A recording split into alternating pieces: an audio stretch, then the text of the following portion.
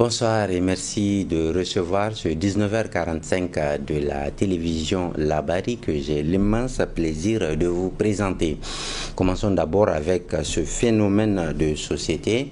De plus en plus, il devient dangereux de circuler dans les rues de Niamey. Les attaques des brigands et autres malfrats se multiplient inexorablement de jour comme de nuit. Si l'on ne se fait pas arracher son téléphone portable ou son sac à main, l'on est dépossédé de sa moto. Les citoyens s'inquiètent et la télévision Labari décide de porter leur voix dans ce commentaire de la rédaction. Insécurité dans l'insécurité. Le Niger est en train de devenir un pays d'insécurité sous toutes ses formes. Plusieurs régions subissent des attaques à main armée, des enlèvements suivis de demandes de rançon et aussi de prélèvements d'impôts indus par des terroristes dans certains endroits. Comme si tout cela ne suffisait pas, la capitale Niamey, relativement épargnée par les actes terroristes, est aussi en train d'être gagnée, malheureusement, par une insécurité urbaine inexplicable, incompréhensible. Pas un jour ne passe sans que l'on apprenne que telle ou telle personne a été victime d'attaques ou de vols à l'arraché, et souvent en plein jour. Les alentours des différents centres commerciaux, comme ici au marché Haboutagui de Yantala, et les quartiers périphériques, comme Niamey 2000, Kouarategui, certains carrefours de la ville sont devenus des lieux dangereux pour la population. Les bandits agressent, arrachent les biens des citoyens et disparaissent dans la nature, comme si nous vivions dans une jungle où la loi du plus fort est toujours la meilleure. Où est donc passée la force publique censée protéger les citoyens et leurs biens? Elle semble bien préoccupée à s'entraîner pour se déchaîner sur certains citoyens par rapport à leurs opinions sur la vie de la nation. Des citoyens qui disent les vérités qui fâchent parfois. Qu'on ne vienne pas nous dire qu'il n'y a pas de moyens pour sécuriser la capitale, car à chaque fois qu'il s'agit de réprimer une manifestation pacifique, des moyens colossaux, pour ne pas dire monstrueux, sont déployés. D'ailleurs, le régime n'a-t-il pas installé des caméras de surveillance un peu partout sur les principaux carrefours et voies de la ville de Niamey? À quoi sert donc cet investissement si tant est qu'il ne permet pas de combattre l'insécurité urbaine ou à tout le moins permettre d'identifier et d'arrêter les bandits après leur forfait? Apparemment, ces caméras sont là pour protéger le régime contre la population et non pour assurer la quiétude de cette dernière. Décidément, la sécurité des habitants de la capitale n'est plus la principale priorité des gouvernants au vu de l'ampleur que prend le phénomène. Ils sont nombreux, ces citoyens, qui en sortant de chez eux tous les matins ont la main sur le cœur, sans aucune certitude de revenir à la maison en un seul morceau, sain et sauf. Toutefois, sans vouloir dédouaner un tant soit peu ces malfrats partisans du gain facile, force est de reconnaître que cette insécurité urbaine est aussi la conséquence d'une décennie de gouvernance désastreuse. Pour s'en convaincre, il n'y a qu'à voir l'âge de ces bandits dont certains ont à peine atteint la puberté. Une gouvernance qui a fait le lit à la corruption, au détournement de deniers publics, à la surfacturation et aux emplois fictifs dans les institutions de la République, au profit d'une clientèle politique nommée conseiller en ceci et en cela, ou la création d'agences et autres autorités fantaisistes pour tout juste caser des militants politiques. Ceci expliquant cela, les jeunes sont englués dans le manque d'emploi, l'éducation est vidée de sa contenance, la pauvreté se généralise. Comment convaincre, dans ces conditions, des braves valides qu'ils doivent rester honnêtes dans leur pays? Quoi qu'il en soit, si le terrorisme est difficile à vaincre du fait de son caractère asymétrique, les autorités ont cependant l'obligation de prendre toutes les dispositions pour sécuriser Niamey, la capitale, et ses habitants qui restent impuissants devant cette situation d'insécurité urbaine qui s'aggrave au jour le jour. Justement, cette insécurité urbaine inquiète énormément les habitants de Niamey qui ne savent plus où donner de la tête. Nous avons rencontré quelques-uns ce matin et ils ont exprimé leur angoisse relativement à la situation.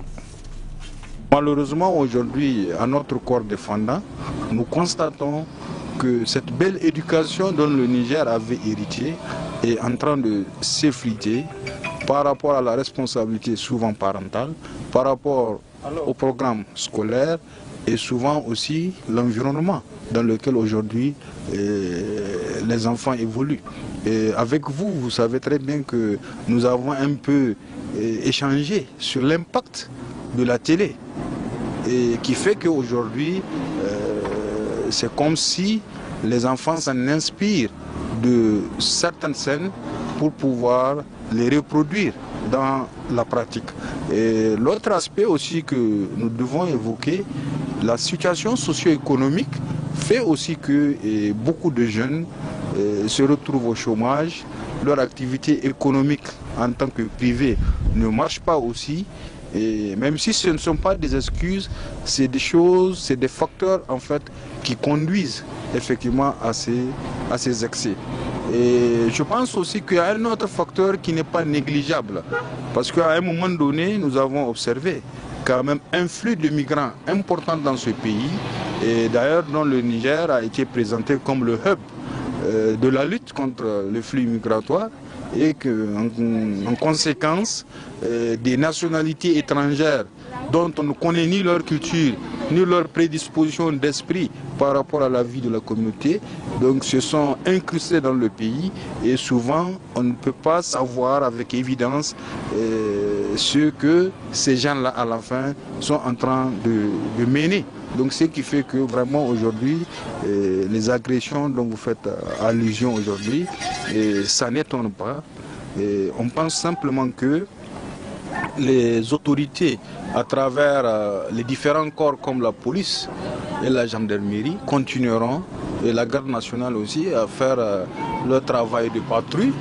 Malheureusement, souvent, vous nous permettez, nous l'avons évoqué avec vous, quand même que de plus en plus, avec la traque que nous voyons, que la police est en train de faire par rapport aux usagers de motos et autres, c'est de nature à déshonorer un peu la fonction de la police, même si, je nous l'avons évoqué, peut-être qu'ils ont les raisons pour lesquelles ils sont en train de faire ça, mais quand même, nous allons espérer qu'ils mettront plus l'accent sur quand même les patrouilles des nuits et dans les quartiers et les zones les plus isolées. Moi, je pense que une grande partie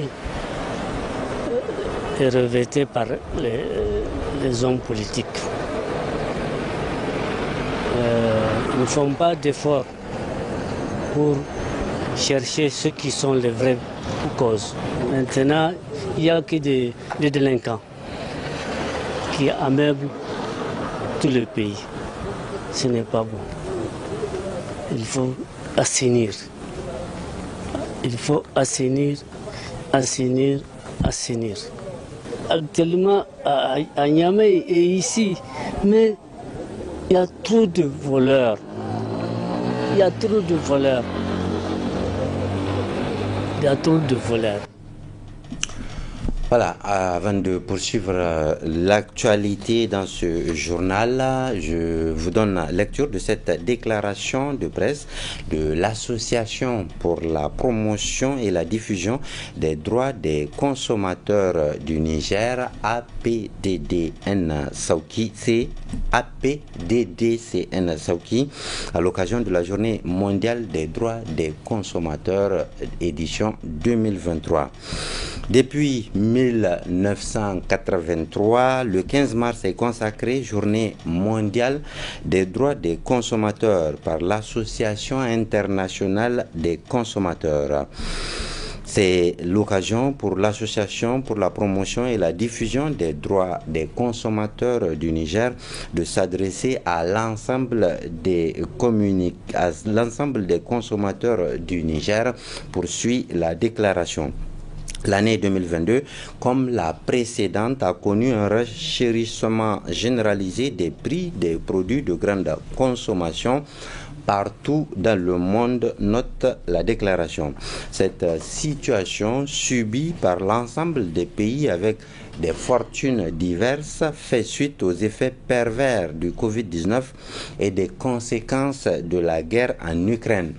À cela s'ajoute le fait que le Niger est un pays sans débouché sur la mer. Au Niger, poursuit la déclaration, la problématique de la défense des consommateurs a été prise en compte par les autorités nationales à travers plusieurs dispositifs institutionnels et réglementaires. Cependant, poursuit le communiqué, l'insuffisance des textes d'application, la timide mise en œuvre des textes existants, l'insuffisance des moyens matériels et humains notamment affectent la sécurité des consommateurs. À cela, il faut ajouter les récurrents déficits agricoles et la faible industrialisation de notre pays. Cette année, le thème choisi est autonomiser les consommateurs par une transition vers les énergies renouvelables. Ce thème est d'autant plus d'actualité au Niger, poursuit la déclaration, car l'écrasante partie de la population n'a pas accès à l'électricité. Cet état de fait affecte également les unités industrielles par le coût élevé du kilowattheure. Cependant, poursuit la déclaration, l'énergie solaire et éolienne sont une alternative et même la solution pour l'amorce d'un développement durable. Aussi, l'association des consommateurs nigériens invite le gouvernement à plus d'efforts pour autonomiser le Niger dans le domaine énergétique afin d'augmenter la productivité et assurer la sécurité alimentaire du pays. En cette veille du mois béni de Ramadan, enfin, l'association fait appel donc à la foi religieuse de nos opérateurs économiques pour faciliter aux consommateurs l'accès aux produits. Ensemble, refusons la vie chère. C'était donc là une déclaration de presse de l'Association pour la promotion et la diffusion des droits des consommateurs du Niger. Les parties prenantes au projet Leslan sont en atelier de restitution depuis ce mardi matin. Organisé par l'ONG Timidria, cet atelier vient faire le point de 4 années de travail entre chercheurs, activistes et artistes sur l'épineuse question de l'esclavage au Niger. Nafissa Zakou et Sadou Doumi nous en disent davantage. Cet atelier de restitution des résultats du projet Leslan, organisé par l'association Timidria, qui se tient sous le thème Le legs de l'esclavage au Niger, vise à faire le bilan de 4 ans de collaboration entre activistes, chercheurs et artistes autour de la problématique de l'esclavage.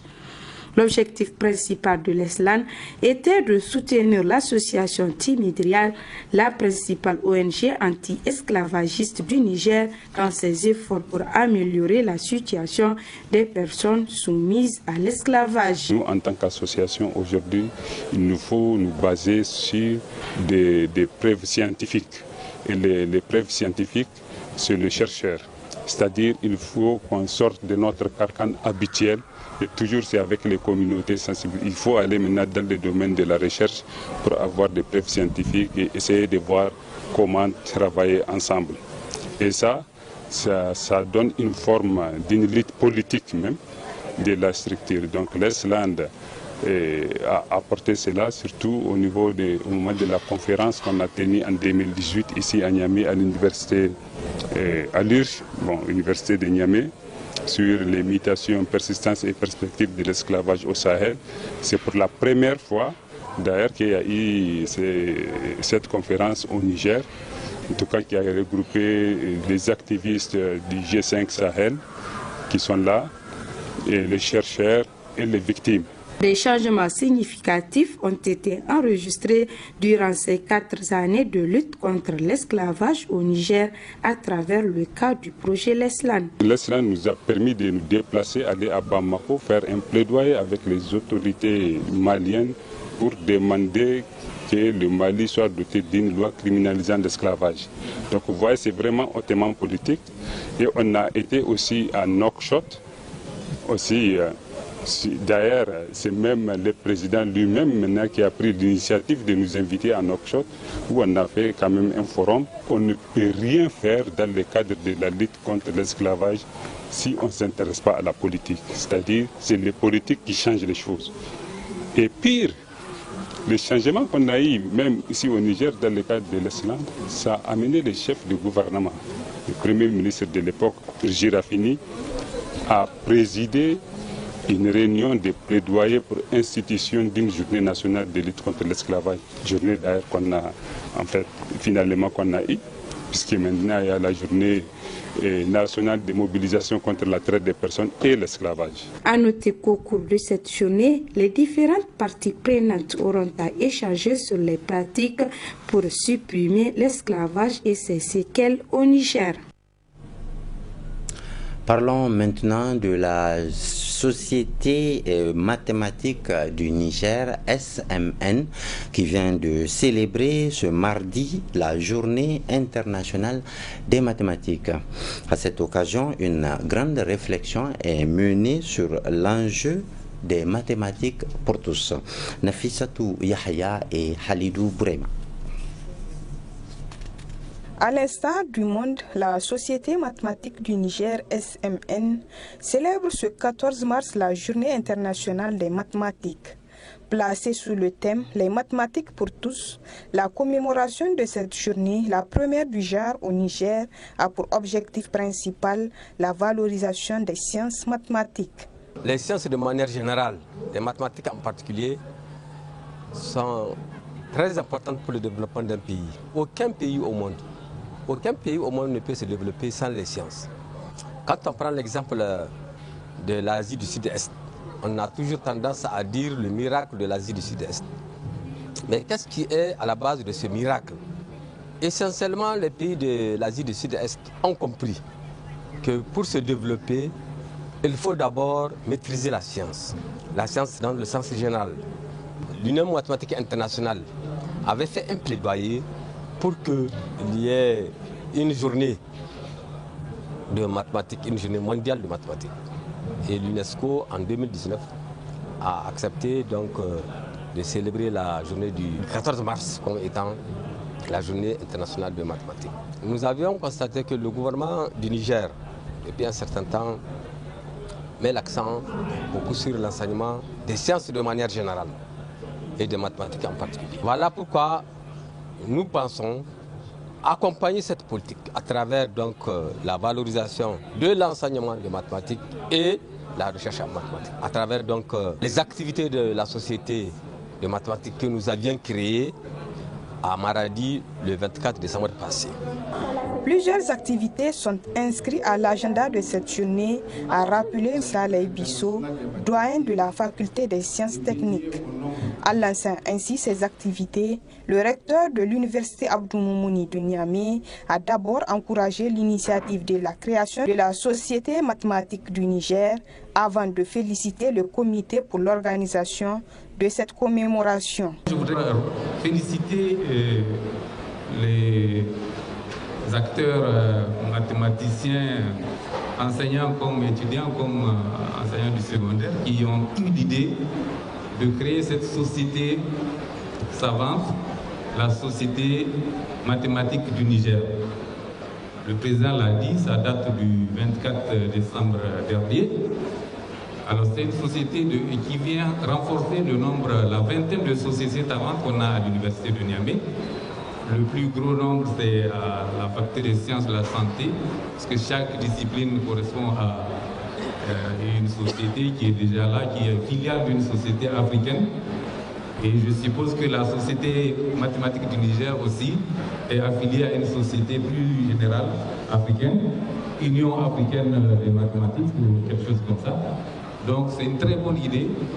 Et je saisis également, je les félicite également pour avoir pensé à célébrer la Journée internationale des mathématiques. Pour rappel, la Journée internationale des mathématiques a été proclamée pour la première fois en 2020. Elle est commémorée le 14 mars de chaque année et vise à célébrer la beauté et la pertinence intemporelle des mathématiques.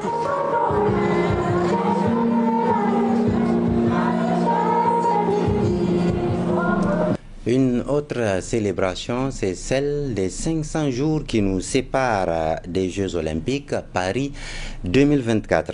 À Niamey, c'est l'ambassade de France au Niger et la Fédération nigérienne d'athlétisme qui ont marqué l'événement à travers une course entre les deux nationalités. La bonne nouvelle, c'est un Nigérien qui a remporté la première place de cette course. Ismaël Moumouni et Nasser Seydou. Relais autour du monde 500 jours avant les JO, tel est le motif de cette course à pied au bord du fleuve Niger, à laquelle participent des Nigériens et des Français. Appuyée par la Fédération nigérienne d'athlétisme, cette activité est initiée par l'ambassade de France à l'occasion de la célébration des 500 jours avant les Jeux Olympiques et Paralympiques de Paris 2024. Le réseau diplomatique, donc France Diplo, organise un relais autour du monde. Donc un peu plus de une centaine d'ambassades participent à ce relais et concrètement, c'est chaque ambassade qui, sur son fuseau horaire de 9h à 10h, fait un événement sportif, ça peut être de la course, du vélo, du taekwondo, enfin toutes les épreuves olympiques, et passe ensuite le témoin à un fuseau +1. Donc nous par exemple, on a pris le témoin de l'ambassade et de l'Institut français en Bulgarie, et on va le donner à l'ambassade du Portugal. La course à pied, parce que c'est accessible à tous, c'est fédérateur, tout le monde peut courir ou marcher, il suffit d'une paire de chaussures. Et ça aurait été dommage de ne pas profiter du cadre de la digue ici. Et ça aurait été dommage de le faire en intérieur. C'est vert, on est au bord de l'eau. Et c'est pour ça qu'on a fait le choix de la course, c'est fédérateur et rassembleur. Les participants à cette course ont parcouru une distance de 6 km. Et c'est Agada Oumarou qui remporte la course en franchissant la ligne d'arrivée à 19 minutes 31 secondes. Ça s'est bien passé, je peux le dire, mais ça n'a pas été facile, vraiment. Vous savez, la course là, c'est pas facile. Mais bien qu'on a préparé ça avant même que nous étions invités ici, on avait même préparé comme on s'entraîne tous les jours. Je suis vraiment heureux, mais vous savez, en compétition, il n'y a pas une petite compétition. Même si ces gars-là, il faut montrer que tu es capable de le faire. Donc c'est pour cela qu'on a pu se donner et puis on a remporté la première place. Le secrétaire général de la Fédération nigérienne d'athlétisme s'en réjouit de cette activité qui permet la mise en jambe de certains athlètes. Ce journal vous sera rediffusé tout à l'heure à 22h45, demain à 7h, puis à 12h45. Vous suivrez d'autres éditions d'information.